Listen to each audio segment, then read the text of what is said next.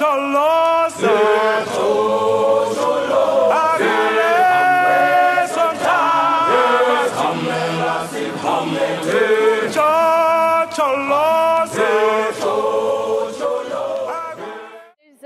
a lot of topics coming together and a lot of different actors. So I think I was on I had the honor to be on a session on Monday afternoon on a panel organized by UNAIDS. It was about donors dialoguing with communities. With communities, yes. And I have to say I enjoyed it very much because as a donor, you know, like in a UNAIDS board, we have a very a more official role, and here it was really about also getting tough questions and really having a dialogue. So I think the AIDS conference provides the opportunity actually to enter into a dialogue with different stakeholders. I was really born and bred in civil society, so for me working at UNAIDS was really like a breath of fresh air because it's the only United Nations body that has civil society in its governing body. I enjoy very much that there is so much space for communities here and with the global village especially because, well, you know, we have adopted the UNAIDS strategy in October last year.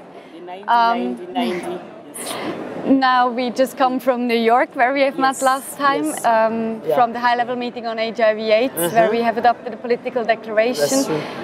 These are important global documents and global strategies and political commitment, but coming here now where it's more about the implementation also, and really what is happening on the ground, I think that's it's very inspiring. Yeah. The agency that is here is palpable because everybody is saying, look, the science is there. What we now need is to be able to implement and to really remove the barriers that impede the implementation because we have only 4 years, if not less, to really reach those 90s. And it's a tall order, but I think with political will, with everybody working together and networking, we can make it. Yes. And at the same time, you mentioned political will. I think it's very important. What we ask ourselves as a government as well, how can we engage beyond being funders, and we are proud to be funders. 10 million per year to UNAIDS currently, 20 million to the Global Fund, and we fund bilateral programs on sexual and reproductive health and rights and HIV. But how can we engage? So being Switzerland being the chair of the UNAIDS board this year, and last year we have been vice chair of the UNAIDS board. Switzerland has Zimbabwe. Exactly, and Switzerland had the honor to co-facilitate the political declaration of the high-level meeting this year in June together with Zambia. So I think these are commitments that go beyond just funding, and I think that we have to honor the honor to actually take on such tasks that really underline additional commitment beyond the funding. As you are aware, our region is the most affected region in the world, so that we spearhead some commitments, we spearhead some initiatives that have really been now rolled out at the regional level, and we're really happy because we're seeing progress in quite a lot of them. I think what you just mentioned is the regional level. We do have, as Swiss Development Corporation, we do have a program at the regional level where we work with UNFPA, other UN agencies on comprehensive sexuality education, on youth-friendly sexual and reproductive health and rights services, and we realized that working together with the government and with civil society and other partners is very important at the national level, but the regional level, I think, becomes more and more key. So we do work a lot with the Southern African development community to change policies or improve policies at the regional level that then are taken up by the national level. So I think the regional level is something we should not underestimate, and we should work on it more as a between the global level and the national level. Yeah, no, the regional level is important because then it's at that regional level that you're able to then draw upon and look at the countries and say which countries are moving forth, and where you have therefore a meeting or a workshop, the others get to learn how come somebody becomes a best practice and not us. What What was the best session you've seen so far here? Or something that you've learned or that you're absolutely... You mean apart from my own? Because I mean, my own sessions were the best. Are the best, of course. No, honestly, I mean... or something you've learned. The best session, which of course are some of the ones that we did with others, has been the one by former presidents, the champions session. Because, you know, as former presidents, their role is really to rally behind and support new presidents in implementing the political declarations.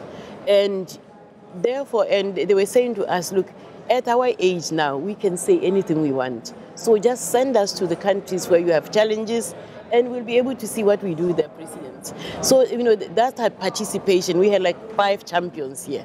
You know, President Banda, President Chesano, you know, President Professor Miriam Were, and then President Hifike Punya Kohamba, who is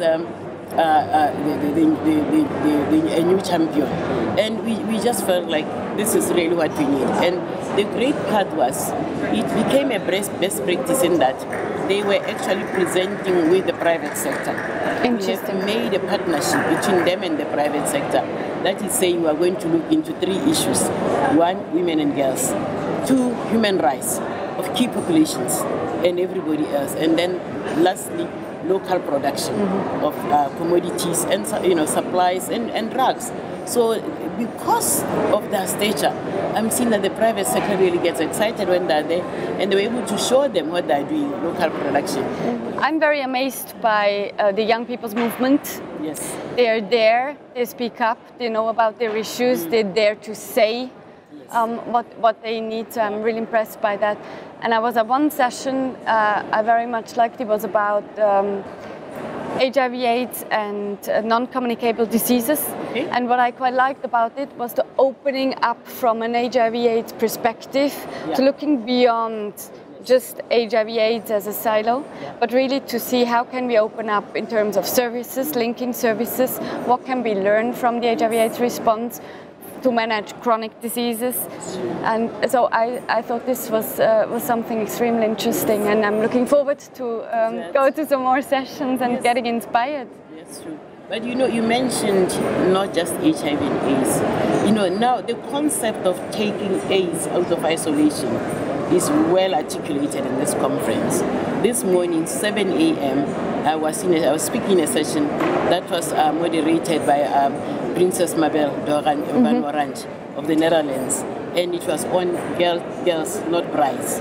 So we are linking, therefore, early child marriage to HIV, and really saying how we ensure that this particular, you know, violation of human rights is addressed. And the great part about it is the African Union has already banned child marriages.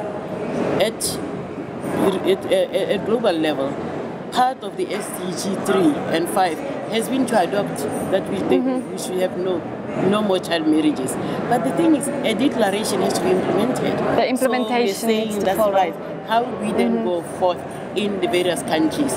And I was really able to represent my region to say already we are doing something. And I think that's a perfect example of seeing how through an AIDS response you can actually leverage much more than AIDS. So it's about health, it's about sustainable development, it's about human rights and gender equality, and I think we hope to hear more about it during the conference. Yes, it will be good.